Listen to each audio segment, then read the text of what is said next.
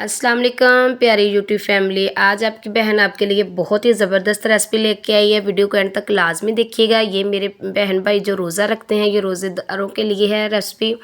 तो अल्हम्दुलिल्लाह ये पीने से आपको बहुत ही सुकून मिलेगा और सारा दिन की जो कमज़ोरी है वो भी दूर हो जाएगी और जो अल्हम्दुलिल्लाह आप बेहतर फ़ील करेंगे।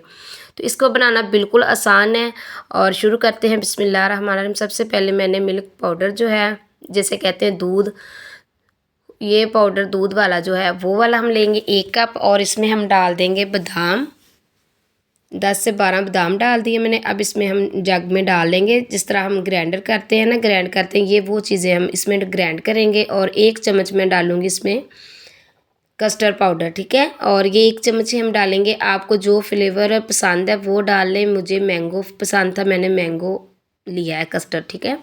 ये भी इसमें डाल देंगे। और इस दौरान आपके पास अगर काजू है तो 10-12 मतलब काजू भी डाल सकते हैं आप, ठीक है। तो कच्चा दूध मैंने 1 कप रखा था, वो इसमें डाल के तो इसको हमने अच्छे से ग्राइंड कर लेना है।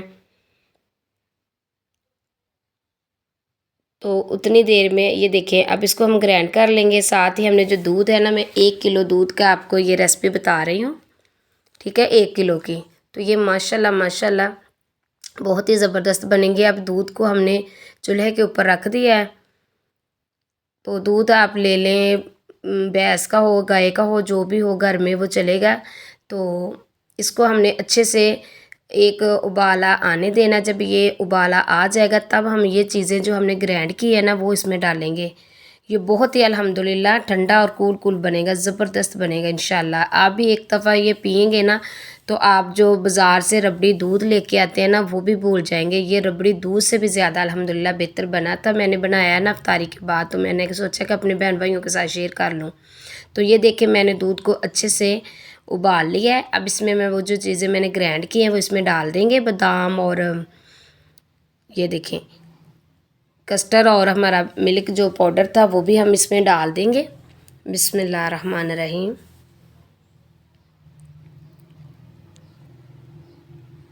अब इसको आपने अच्छे से मिक्स करते जाना है ताकि जो हमारी कोई गुठली वगैरह ना बन जाए ना।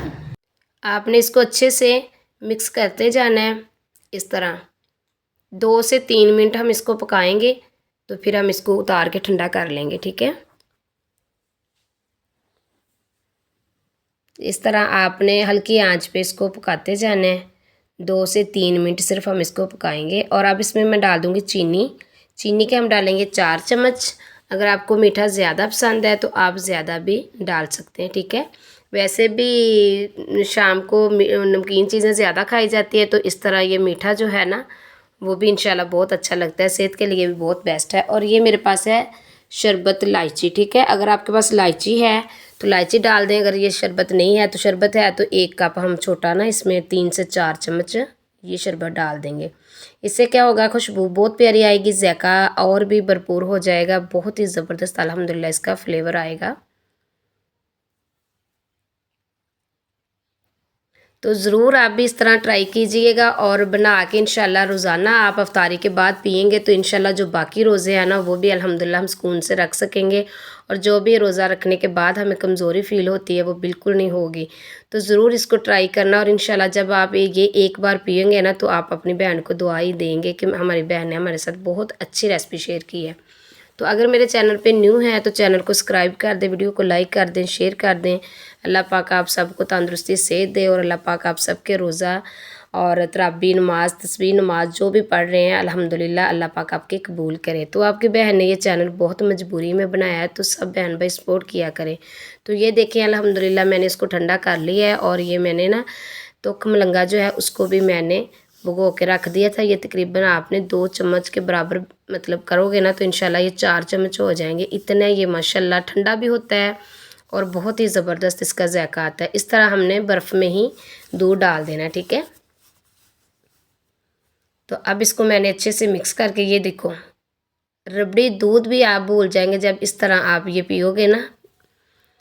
तो अगर आपको ये मेरी बनाई हुई रेसिपी अच्छी लगी है तो प्यारा सा कमेंट करना, बहन को दुआ में याद रखना। और जो भी मेरा बहन भाई ये रेसिपी देख रहा है, अल्लाह पाक उसको सेहत तंदुरुस्ती दे। जो भी मेरा बहन भाई परेशान है, अल्लाह पाक उसकी परेशानी दूर करे। तो अल्लाह ताला आप सबको अपने सामान में रखे, खुश रखे, आबाद रखे। ये है इसकी फाइनल लुक।